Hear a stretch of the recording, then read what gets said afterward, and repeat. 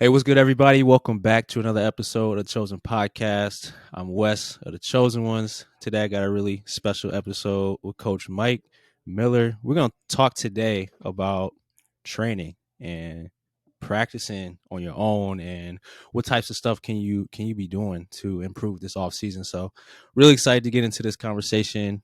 Without further ado, Coach Mike, what's good, bro? Hey, how you doing, Wes? First and foremost, want to thank you for bringing me in and giving me this opportunity. I love what you do.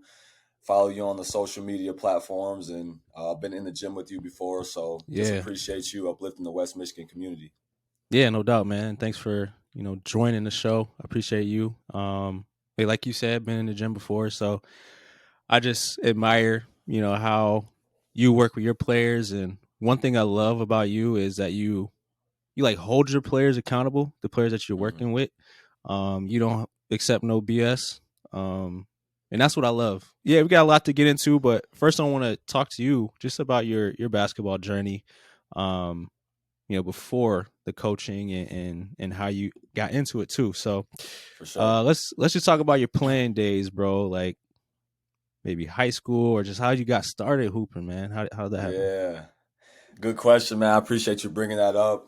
Yeah. Um, Man, I had a unique basketball story. I've been all over the place and Mm-hmm. up and down, highs and lows, from the last guy to the starting guy on the floor that doesn't come off. So I like my basketball story, and I use it as much as I can to teach these young players that you know no matter where you are in your journey, I've probably been in that role at a time or another. But just kind of getting started, I didn't really play too much youth basketball now. I feel a little bit jealous of these young players now because they have Wow. such an advantage starting in third, fourth, fifth grade, Yeah.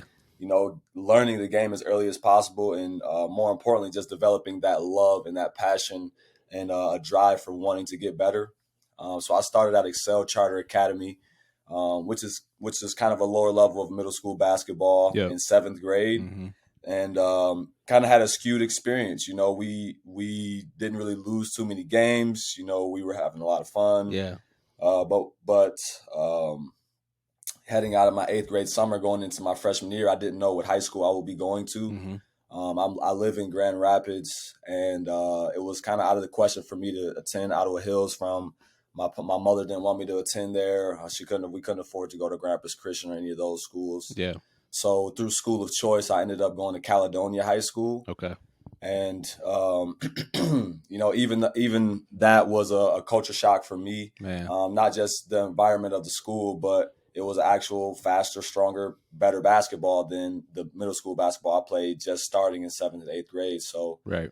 ended up getting cut from my freshman team, Dang. not only because my talent was lacking, but because I wasn't taking the classroom seriously. So Yeah. it's easy for a coach to say this player isn't trending in the right direction. He needs a lot of work on his skill, and he's not taking care of the classroom. We don't think this player is going to last in our standard of what our program is. So Yeah. had to Yeah. lock in, refocus, and get back on the ball. Sophomore year, made the team.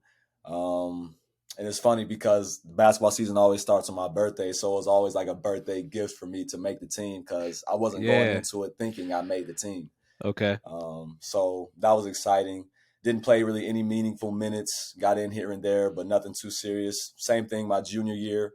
And this is one story I like to share with my younger players about being engaged, being a great teammate on the bench.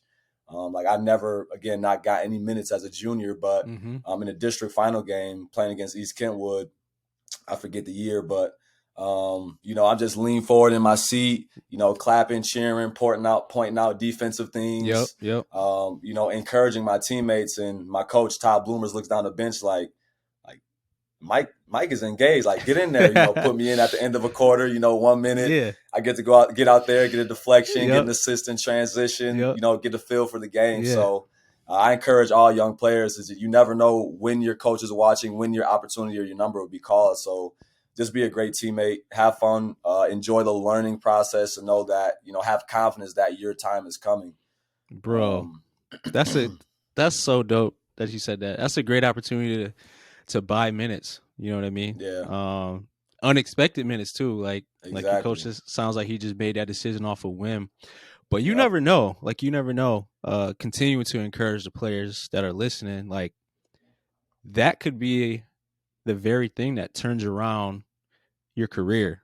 Mm-hmm. Honestly, you might be a fringe guy that doesn't play very often, but your Yep. coach sees you, is like, "Oh man, Mike, you really locked in right now. Let's just get in the game, see what you can do."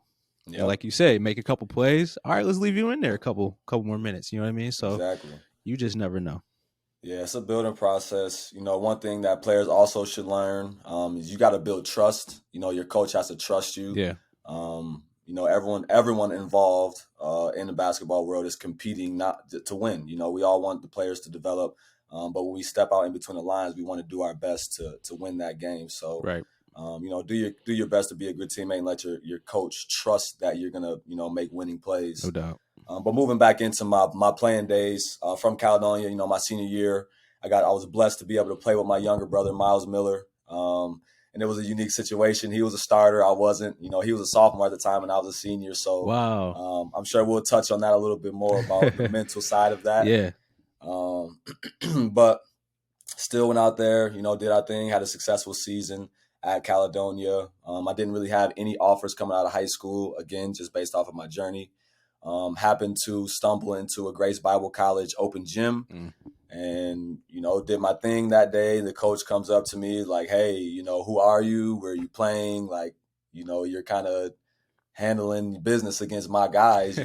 You're kind of better than who we're recruiting right now. What are your plans? Yeah. So that's how I got my foot into the door through the college ranks. And, from there, um, went on to play at GRCC after Grace Bible College. Mm-hmm.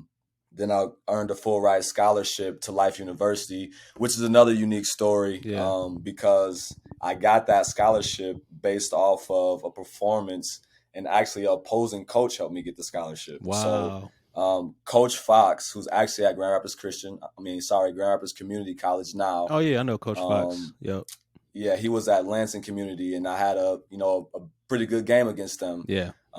And then he also knew my brother Demarcus Stuckey, Mm-hmm. and was reaching out, seeing what point guards were available. Demarcus had mentioned my name, and then he's like, "Oh yeah, I remember Mike, from when he played us." Yeah. And so that was enough to build the connection, do a workout, and say, "Okay, I'm going to call this coach for you down in Atlanta." And 9 days later, I was at Life University, lacing them up, ready to play 40 minutes. Wow, dude. That's a journey, man. Yeah, it was definitely a journey, not to mention that whole time, once I finished my freshman season at Grace Bible, I started working at UPS, 3 in the morning till about 9 in the morning, going to class, Yeah. going to practice, and then Right. boom, waking up and doing it again. So it was a hard fought journey. It was well worth it. I learned a ton along my journey, both off and on the court, and that's why I feel God has called me to this position so that I can just share my experience with these young players and hope Yeah. that they take it further than I could. Right. Yeah. No doubt about that, bro. And I commend you, bro, for really just committing to basketball, to the game that you love. Yeah. It wasn't a traditional path. I would say my path was a little more traditional. Like you said, you're jealous of kids that got started early. Like I started playing 4 years old, probably. Right. And then I really started playing serious AAU probably around 11 years old. Okay.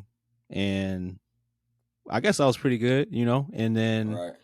um, had a lot of success at the high school level at Jenison High School and, the All State, all that stuff. And then went to Grand Valley. So like stuff just like lined Yeah. up. And I can't say, man, I can't say that if I was in your shoes, I can't say that I would have made it to where you made it. You know what I mean?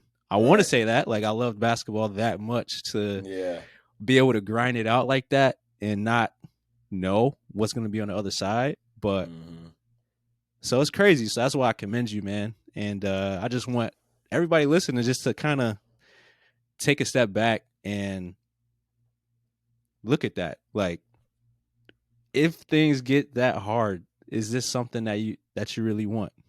For sure. If this coach says no, this coach says no, you don't have these offers, you're not playing, very much.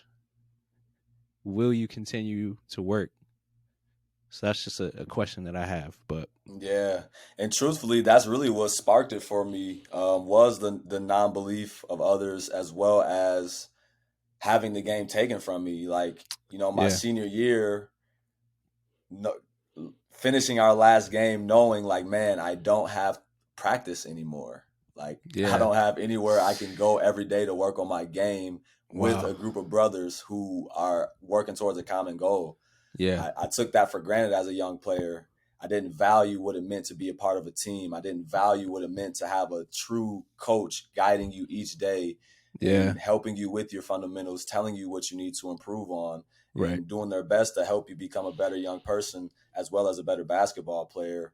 mm, So that's, after my senior year, it was, lock myself in the gym, doing whatever I had to do to get into the gym, shooting for 3 or 4 hours, lifting weights before, right, my arm cramping, getting shots up. Like, I was really focused on improving yeah, and really pushing myself to the limit, to the point where it's not, no one needed to tell me to go hard. It was like when I was running my sprints, when I missed free throws in a workout, like, I'm trying to get it done in 9 to 10 seconds, yeah, not just the base 11 to 12 seconds that I know a coach would push me to. yeah, But I know that I was preparing to not only make the time, but be the player that won every sprint in practice. hmm, Because I needed to be that guy, right? I'm yeah, 5'7", 5'8" on a great day. yep, I had to be the hardest worker on my team in order to even have a chance to stand out, to be able to get some minutes and show that I could be a dynamic point guard, that could score a little bit here, keep my teammates involved, and defend the basketball. yeah, no doubt.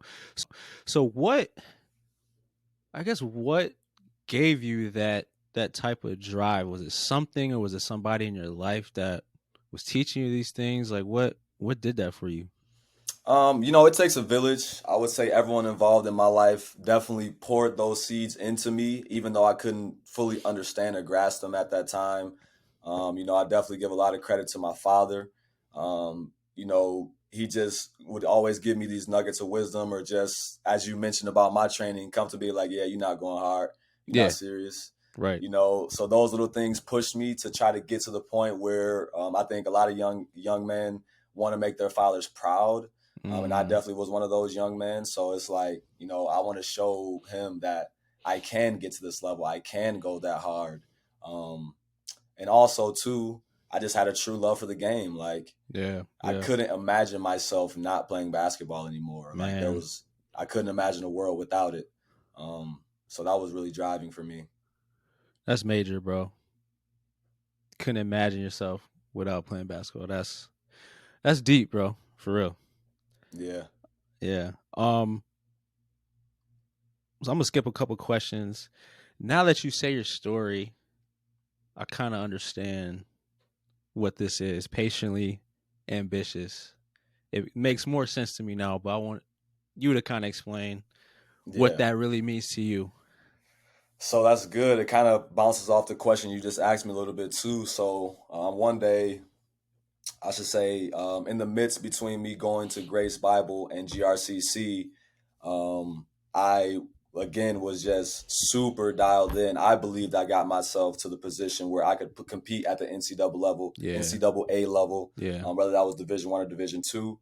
Um, so I was working out with guys like Thomas Kelly and Mm-hmm. just around that type of breed of athlete. Yeah. So I did think that was coming for me. Unfortunately, that didn't happen. Of course, due to multiple reasons. For my accountability, I didn't send out as many emails and phone calls and things that I could have done to help myself get a workout or get noticed. Yeah. Um, but I was sitting on my couch one day, just thinking like, man, people always say good things come to those that wait. I've been patient this whole time. Like, I've been putting in the work. I've been trusting that it's going to come, and it hasn't come. Yeah. And then my accountability piece, well, have I been ambitious enough? Have I really been going after it? Or have I been just waiting for it to come to me? Yeah. So because I believe both of those statements were true, I believe that me personally, I must be patiently ambitious in order to reach my goals. And I just took that philosophy and just ran with it, did my best to understand my time was coming, but I had to work as if my opportunity was here today. Man, I love that, bro. And the fact that you said that good things come to those who wait. Then Kanye said, I'm gonna be at least about an hour late. That's one of my favorite Yeah, lines. Yeah. Dope, bro. So let's fast forward to coaching, man. So how did you get yeah. into that? Great question. When I really reflect back, I always kind of been in that role. Like for example, when I was at Grace Bible, there were some athletes that would come up to me like, "Man, you can dribble the ball so well. Like, can I work out with you?" Mm, So that's kind of where teaching the game kind of started. Even yeah. though I didn't view it that way, I was just thinking like, perfect, more people to help me rebound, more people to play defense against, whatever. So fast forward after my senior year at Life University, 2018, I was trying to make an overseas push, wanted to play overseas, and was working out with my brother Kai Wells out in the Atlanta area, and he trains a bunch of different athletes, a bunch of Division I guys, trained a Yeah. couple professionals as well, and he was working with me. So, um, you know, just because I valued our relationship and I loved the game so much, I would kind of just live in the gym with him, and it Mm-hmm. kind of just turned into me being his assistant, where I'm rebounding for him, I'm challenging kids, playing defense against him, being like one of his coaches, right? Yeah. I got an opportunity to go over in Darwin, Australia, and play 2020 for about 3 months before COVID hit, and Mm-hmm. that sent me back home, and it had me sit down and reflect with myself, and I had to ask, at what point, was I being selfish with my gifts and my talent? I felt like me personally pursuing what I wanted from basketball was taken away from being able to spend time with my family and also being able to do what I felt like was my gift, which is teaching. Right. Um, so I made that decision when I came back home during COVID that I felt God was calling me for a bigger purpose than just being a basketball player, Right. and that it was time for me to start teaching these young men how to be students, how to be leaders, and how to be competitors, Mm-hmm. using the game of basketball as a tool to bridge that gap. Right. No doubt. Um, most young, I can go to the park and start shooting the ball by myself, and 30 minutes later, there's going to be a couple young boys that come and try to start shooting with me, Yeah. and I felt like that was a very powerful thing, and an opportunity for me to again teach young men how to be students, how to be leaders, and how to compete. Absolutely. Um, so from there, I started doing player development, training with players. Was working with Kobe Buffkin, working with Darrell Brooks, EJ Mm-hmm. Ryans, Caden Mm-hmm. Brown, just a bunch of the different players around the Grand Rapids area. And then that kind of just parlayed into Coach Eric Taylor seeing me around so much, and seeing what I could do Yeah. in the game from a development perspective, and just asking me if I was interested in any assistant coaching, because he felt that it could elevate my level of teaching and help me see the game from another side, No doubt. which I still thank him for today, because it absolutely has. Being able to see where high school players are, what their learning styles are, what it's like to go through a high school practice and season, Yeah. has helped me be able to better know what fundamentals and what teaching to bring to these young athletes. Wow. Wow, bro. What I noticed there for the second time in this conversation is that you really just focusing on just getting better at your craft every single day, and other people kind of noticing what you're doing Mm-hmm. and giving you an opportunity. So actually with third time, bro. Third time. First at Caledonia, you're on the bench. Second, you just grinding and trying to find a college home. Your Grace Bible. Then third, this one, that what you just said. Like, Yep. it's amazing, bro. I love that. I love that. Yeah, it's a testament. I mean, I encourage all young players to embody that, to understand what that means. I know it's challenging, and one thing that I've come to terms with through reflection is that typically as a person, as a whoever you are, you get excited about whatever this idea of your future or where you're going or what you want. Right? It's exciting you. It's like a burning passion fire, and sometimes when you wake up the next day and it's not there, your passion kind of dwindles a little bit. Your confidence of if that's actually going to happen for you dwindles a little bit. And slowly but surely, that flame slowly turns into like a little bit of a candle. Then it goes out. Um, So, you guys got to find a way to ignite your flame every day, whether that be, looking in the mirror and telling yourself, I can do this, whether that be writing down your goals and just truly attacking them, and finding a group of people that have similar mindsets is going to be a very large piece of that as well. That's free game right there. Last two things you said: goal setting and finding like-minded people. That's 100% right, bro. Yeah.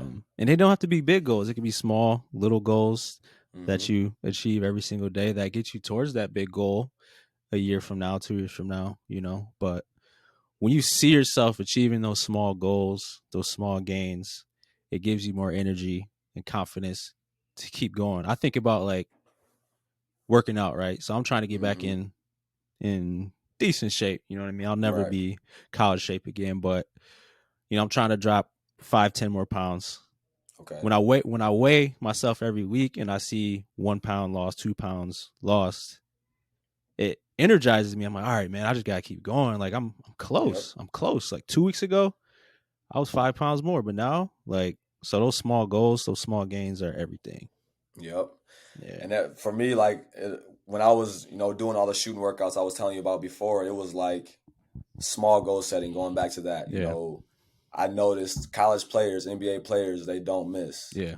Okay, so if I'm in the gym by myself, and I'm missing shots, well, I'm not close to that level, and Right. that's where I want to get to. Right. So, like one of my first small goals was being able to make 10 jump shots in a row. Mm. You know, Yeah. starting at 3, building up to 5, Yep. building up to 7, finally getting up to 10. Now trying to push 10 to 20. Yep. And little things like that, like you said, just ignite you. You're challenging yourself. You're making a game out of your workouts, within yourself, and keep yourself going, keep yourself encouraged and Yep. more or less entertained. Yeah. That's a great word, bro. Entertain. Hmm. That's a great way to put it. So, man, this is a great convo. Let's get into training. Um, Okay. that's what you do. So this is why I really wanted to talk to you about, Hmm. so we can encourage student athletes that watch and listen, um, especially for the student athletes that do the majority of their work on their own, Yeah. whether it's at the park or if they can find a gym to get in with a friend or two. So my first question for you is, if a hooper wants to really just start like a plan, say like a spring or summer plan this off season, Hmm. what are the few things that, or how should they start? Like, what should they focus on? Great question. So a great place that I like to start is I like to identify where I am currently. So who am I? What grade am I in? What school do I go to? Um, then I'll start to go into, what are my goals within basketball? Where do I see myself in the next 2 years? If I'm a sixth grader, where do I want to be by eighth grade? If I'm a freshman, where do I want to be by the time I'm a sophomore, entering my junior year, etc.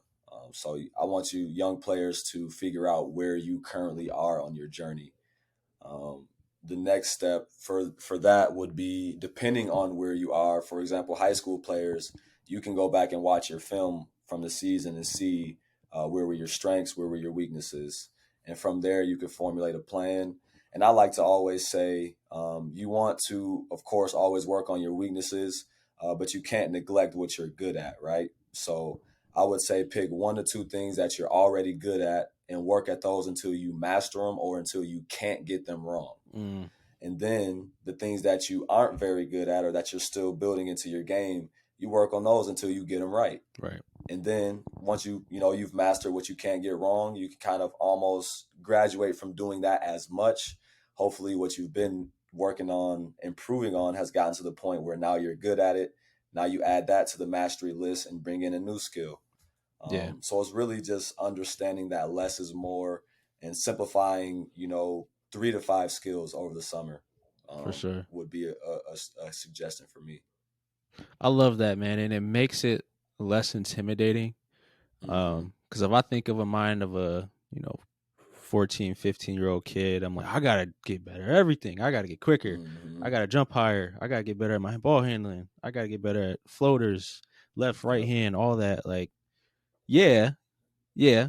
But just take small small pieces and just gradually, add to your game. Yep. And I like what you said, the stuff that you're already good at, work on that until you can't get it wrong.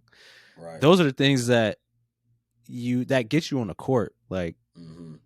that's your role. You know what I mean? Right. So yeah, I always tell student athletes just to hang your hat on what you're good at, you know? Yep. So I love that, bro. So you mentioned film. So how would you recommend players to, use film to get better? Because me, I just most of the time when I watch film, especially like in college, it wasn't like for like skill development. It was mostly Mm-hmm. for positioning. Like, oh, I should have Right. been over. I should have been in the help side a little earlier to take the charge, or Mm-hmm. I should have bumped the screen so I can write it. Stuff like that. But what would you recommend as far as skill development? That's a great question. It takes a special player to be able to watch film and critique it on their For own. sure. I would say that. Yeah. Um, what I would recommend for a player to look for, and there's just so many things because of the range of players we're talking about, right? Yeah. Um, but I would be looking. I would first watch a game, looking at myself. Mm-hmm. What is my energy level like? That's the first question I would ask. Right. Am I sprinting to the closeout? Am I sprinting to the help side defense? Am I sprinting the floor in transition? Am I giving effort? Mm-hmm. Um, the next thing I will look at is, what is my team trying to accomplish? Are we running a pick and roll offense? Are we running a flex offense? Good. I Are like we that. running a three out, two in offense? And that's going to lead you to know where are your scoring opportunities going to come from. Yeah. Once you know that, then you know what you need to work on to be able to find success within the season. Mm. I think that sometimes as a young player, you can feel put into a box because it might be looked at as a bad shot if you shoot the step back three and you're like, Coach, I can make that shot. Yeah. Well, we're not saying that you can't make that shot or that we don't believe in you making that shot. We just want you to be able to make the fundamental plays 80 to 90% of the time Yeah. so that when Yeah. it comes time where you have to make the step back shot, it's not your go-to. It's like, okay, I have worked on this and now I can use it in this last second shot clock situation or whatever it is. But Right. I'm consistent in what we need out of the flow of the offense, right? Right. I can hit Yeah. my 2 dribble pull-ups. I can make my catch and shoot threes. I can make my layups in transition, left and right hand, Mm-hmm. those type of things. But getting into the film, you mentioned spacing and you watching yourself for positioning. Yeah. That's also very key because spacing and angles is everything in Yeah. terms of if you want to be a consistent scorer. One small tip, when I teach making layups, I tell my guys to be on top of the block. I wish I had a visual. Do I have a clipboard around? I don't have one right next to me, but actually, I do have one right next to me. I don't know if everyone can see this, but like the Yeah. block. So if you're driving and the guy's guarding you, he's here, and you're driving. If you allow him to ride you out under the block like this, then notice your angle to the backboard is flat. Right. Right. That's a very difficult shot. However, if you're strong enough and you're low enough and you can rip by this guy and get inside his shoulder and keep your line inside this block, now you have a 45 degree at the backboard and you have a higher chance of not only making the layup, but having an opportunity to adjust to make the layup. Right. Much easier So shot. little things like that will be very important when you're watching film. Like you said, am I actually getting spaced out when I'm running the transition break? Did I lift to the open shot window off the pick and roll? Did I hold this as a ball handler? Did I wait for the screen to get set for me before I came off of it? Mm-hmm. All those little fundamental tips and tricks that can help you guys separate yourself from the competition. Yeah, no doubt, man. That's good, bro. That's good. I love how you broke that down. Um, honestly, I utilized film when I had to, like when it was a team function, right? Mm-hmm. But I didn't do it a lot on my own. But in my older age, I'm definitely seeing how important it is Yeah. when you think about an NBA playoff series. Like I honestly don't think from game to game. Sometimes it helps, but like say like the Warriors, right? They lost the first 2 games to the Kings. Hmm. I don't think that they won the next 4 out of 5 because Steph Curry was in the gym a little longer. Like he got Right. up a couple more shots, or Draymond Green was working on his free throws. I think that they Hmm. made the adjustments watching film. Like For sure. this is what they've been doing. This is how we're going to respond to it next time. So Yep. that right there is glaring to me. Like film is so very important, especially when you're playing a team multiple times too. So Yeah. There's so much, we could have spent this whole podcast talking about breaking down film, yeah, because there's so much that you can get into it. My favorite saying when it comes to film is the eye in the sky never lies. mm, So my biggest thing for young players when watching film is, you know, try to remember what your coach was asking of you, or when if he was saying, hey, you were reaching, that's why they called that foul, and you were like, I didn't reach, coach, I hit all ball.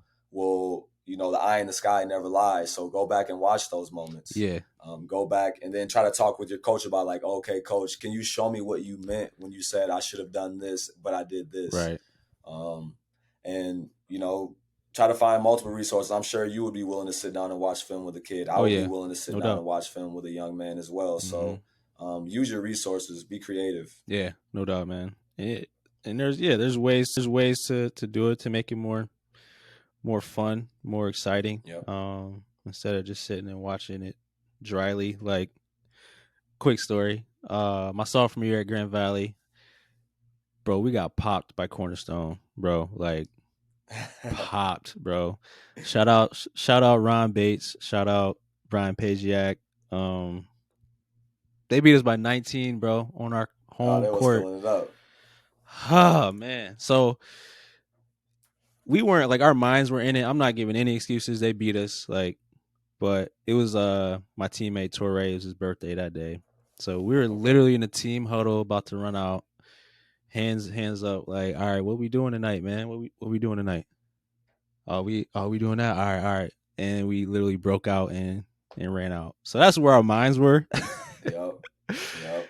And then they just came out and gave it to us. But anyway, the next day we had film at like 8 in the morning. Um, we Tough. still we still ended up going out that night. Right. and, then, and then we had film bright and early the next day. We watched the entire game. No Oh cuts, yeah, that's tough. nothing, bro. It took like 2.5 hours just to Oh yeah. get through. And it wasn't like, all right, we watched that next play. It was like, rewind that. Where were you on it? Like it was just like we had Yep. to rewind stuff 5 times, bro. It was awful, but it had to be done. You know what I mean? Yeah, yeah. Had to learn that lesson, man. Yeah, and I think we won like 11 straight games after that, so it kind of That's woke good. us up. But yeah, and then Cornerstone won the national championship that next year. But so they're good. They weren't like bums, you know what I'm saying? But Right, right. Yeah, y'all tuned them so up. Y'all got them hyped up to be able to go win that championship. exactly. So let's talk about the mental side a little bit. I know we're getting into time a little bit, but how much do you emphasize that side of the game? Um, that's tough. I'm assuming when you say mental, you mean, can you explain what you mean by the mental side of the game? Just like confidence building, Okay. um, your mindset, just Yep. preparing for the game mentally, how you respond to like different mistakes and stuff like that. Yeah, it's okay if you don't, but I was just wondering what your thoughts were. Yeah. No, yeah, I do, and it's challenging. The biggest challenge for me is having so many hats for my team. For Right. example, my eighth grade team at Swish Athletic Club that I'm coaching. Mm-hmm. I have so many hats with them. I try to bring in some outside guys to talk about things like that. Some other coaches within our program to come talk with them about being confident, Yeah. to help them understand why I'm pushing them. But most of the stuff that I do for the mental side of building is through one-on-one conversations and through film sessions. Right. Um, I emphasize to the young players. I just try to use life examples. I'll try to bring up a clip of an NBA player making a mistake and showing how they respond to their mistake, Yeah. and just saying, look at this player has made a mistake. I'm sure that it doesn't feel good in the moment, but he's bouncing back, he's sprinting back, and understanding he has another opportunity. I would say that's something that I'm constantly still working on. How do I bring guys, increase guys' mental toughness? How do I increase guys' confidence? Yeah. Um, and I can only say that so far for me, that's come through having one-on-one conversations outside of basketball, as well as bringing them in and showing them some film clips where, I try to show them progression clips is what I call them. Okay. So it's like, we were working on being able to take the contact before you were hitting the ground. Now you're taking the contact, and even though if you didn't make the layup, you landed on your feet. Right. That's progress. Be encouraged by that small win. Don't focus so much on not getting the outcome that you wanted, which was the made layup. Mm-hmm. Let's focus on the fact that 2 months ago you were falling on the ground. Now you're landing on your feet. The next step for you is landing on your feet and making the shot. Yeah. So you're progressing toward your goal. So I just try to, encourage them to see how they are growing step by step along the way, and Yeah. pray for them. Try to send them different, quotes and things like that to hopefully be like those same little seeds that were planted into me that carried on throughout my future. For sure. No, that's good, man. That's good. And I know being a coach is hard because there's so many things that you want to do with your players, but Right. so little time. Mm-hmm. But yeah, I just got like to ask every coach that just to kind of see, what they do. But um, another story. So me, when I was a hooper, I was pretty talented, I would say, Mm-hmm. but I had the issue of being like passive a lot of Mm-hmm. times. A lot of it was because I didn't want to appear too selfish, Mm-hmm. like to my teammates or to people watching.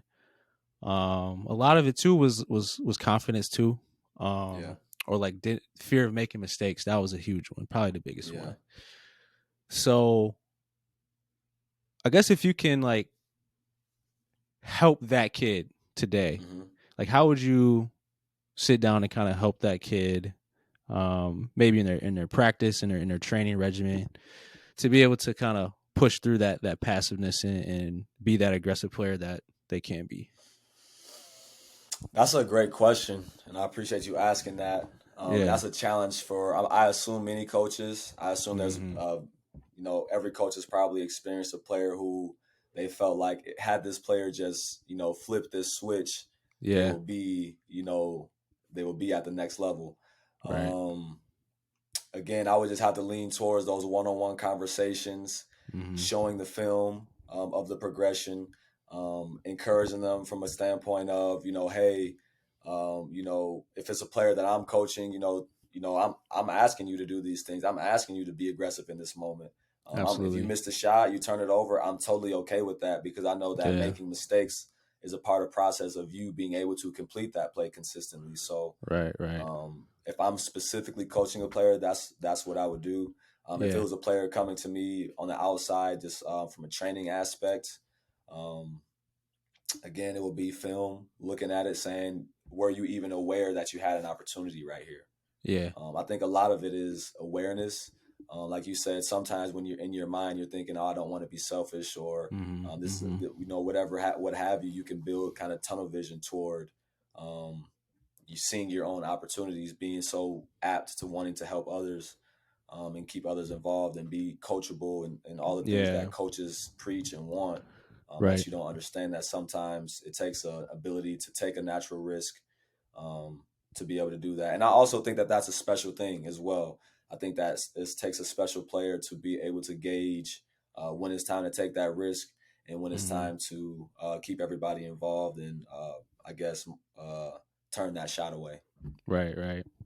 One of my favorite players around here, Cam Ryans. Yep. When I interviewed him a couple of months ago, he said something really wise. So I asked him what he learned from Kyler Vanderjack. And I was just thinking, like, oh, I learned this move, that move. Like, no, he basically told me what I learned from him was that I don't always have to attack on the first touch. I get a touch, kind of gauge swinging around, maybe Mm-hmm. come from a down screen, and then that's probably my opportunity to attack.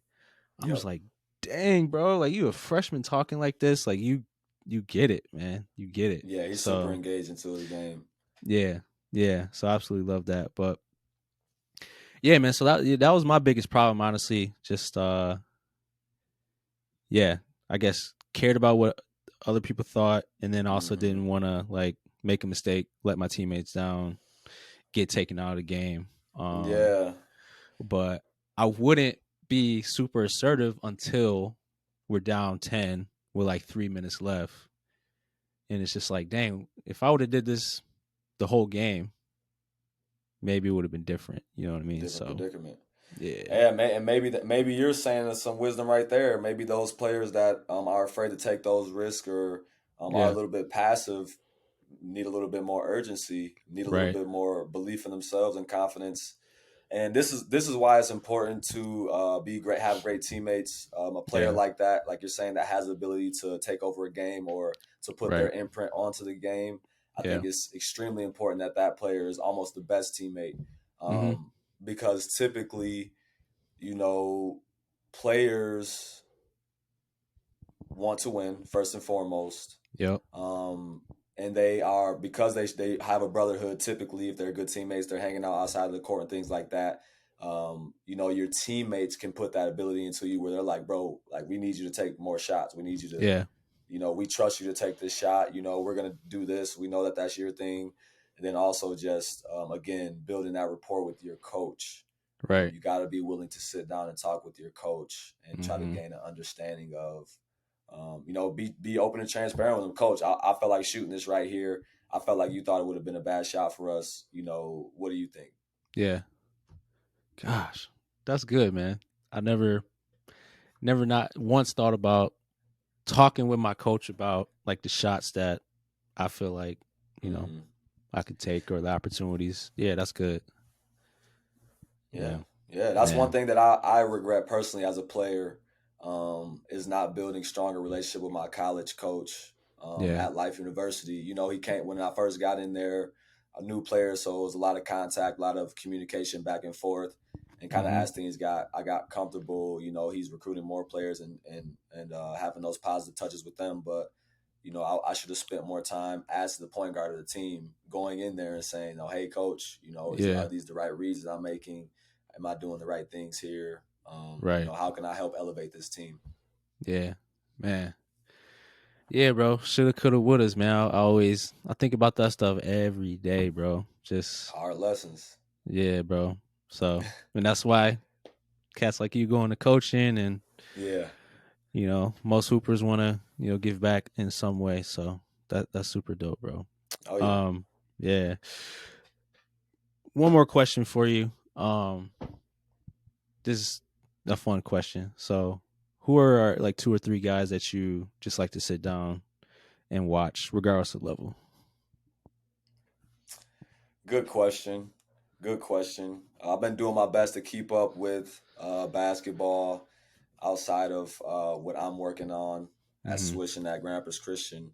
Mm-hmm. Um, Of course, one player that I have to say I enjoy and tune in and key on is Kobe Buffkin, player Mm-hmm. from Grand Rapids, who Yep. is doing something special up at the University of Michigan, Mm-hmm. and putting his hat in the ring to take that next step. So I'm Yeah. always keying in on him. Just been a great joy to see his progression and his growth. I felt like each time I watched him this year that he got better every game. I Yeah. felt like he learned from his previous mistakes, whether it be a game or two ago, and Right. then within 2 games he corrected that mistake. Yeah. So that was fun to watch, just to see that natural improvement. Yep. And then another player that I like to watch. Let me think about it. I mean, there's so many. There's so many when it comes to the NBA, and things like that. But I would also lean towards saying that it's almost like for me, I'm trying to pick a player. It's like pick your favorite kid to watch. Right. So it's like so many players that I enjoy watching. Any player that I've ever worked with or coached or has reached out to me wanting to learn, I enjoy watching that player. to see, are they implementing what we worked on? Are they being who they said they want to be? I Right. get the most excitement from watching that moment, No more so doubt. than just I enjoy watching Steph Curry give people 52, but I like to see the growth a little bit more than the entertainment side of it. I feel you, bro. I definitely feel you. Um, like with Kobe, for instance, like dating back to really middle school. I remember him going to the Croc Center, um, and just seeing him there, then seeing him as a freshman. Really, his sophomore to junior, that leap was absolutely insane. Hmm. Um, like I filmed a lot of his games his sophomore year and a lot his junior year. It was something like, all right, when he went to the family, and then I just started seeing videos like Ball's Life started posting stuff. I'm like, is this the same cat? Like he's always been good, but like, dang. And then he Yeah. gets he gets to Michigan and has some adjustments like every freshman does. You know what I mean? Yep. But again, that leap from freshman to sophomore year, and then Hmm. even within the sophomore year, like towards the end of the year, he was like the guy. Like, Yeah. and I love that. You know what I mean? So Yeah. shout out to him. Yeah. Shout out to Kobe, man. He's definitely been growing. Like I said, it's been a great pleasure to watch him. And I don't know if he's tuning into this or will, but my encouragement to you, Buff, is keep doing your thing, keep building, and assert yourself, man. You have what it takes Yeah, to be that special player that you and I talked about being. So keep no doubt, building and keep going for it. no doubt, bro, no doubt. We'll be tuning into the NBA draft. Hopefully, we'll hear his name sometime in the first round. So Oh yeah, we'll see. that's the hope. That's the hope. We'll Yep, be praying for it. yep, no doubt. But cool, bro. I appreciate you being on the show. A lot of wisdom. I love your story, and yeah, I had a good time listening to it, and I hope it blesses people that are listening, bro. So Yeah, likewise, man. I appreciate you, Wes. Again, I appreciate everything you're doing over with the Chosen Academy. And if this is a fruitful, I love that this was a fruitful conversation on both sides, and yeah, hopefully we yeah, can continue to do it and maybe do it again no doubt, man, no doubt. Friend of the show for sure. So for sure. hopefully we'll do this again soon. But good luck this spring and summer. I know you'll be busy. Oh yeah, Yeah, with travel ball. So hope you guys do your thing. I appreciate it, man. We're gonna do everything we can to keep striving for excellence.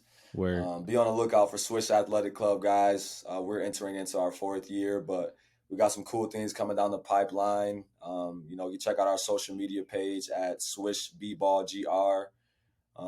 We got some cool things on there from partnering with the Red Glasses movement, which teaches young people and people around the globe to live big. Live bold, love big, and pass it on. We also did some work with Marcus Bingham recently. He came in and did a Mm, mini camp with some of our third through sixth graders, just to give nice. them some encouragement. And also, he's still pushing. He had suffered an injury, so he's still pushing to make that NBA leap.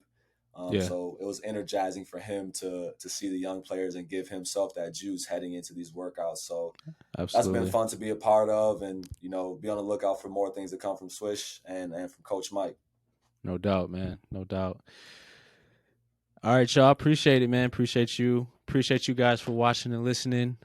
If you're on YouTube, make sure you subscribe. Make sure you like, comment. Who you like to see next? Comment questions for Mike. I'll shoot them to him. Hopefully, he can respond. If Yeah, you for listen, sure. if you listen on your phone, make sure you give us a review. Let us know what you think about the show, so we can continue to grow it. So, appreciate you. Appreciate Coach Mike again. Until next time, peace.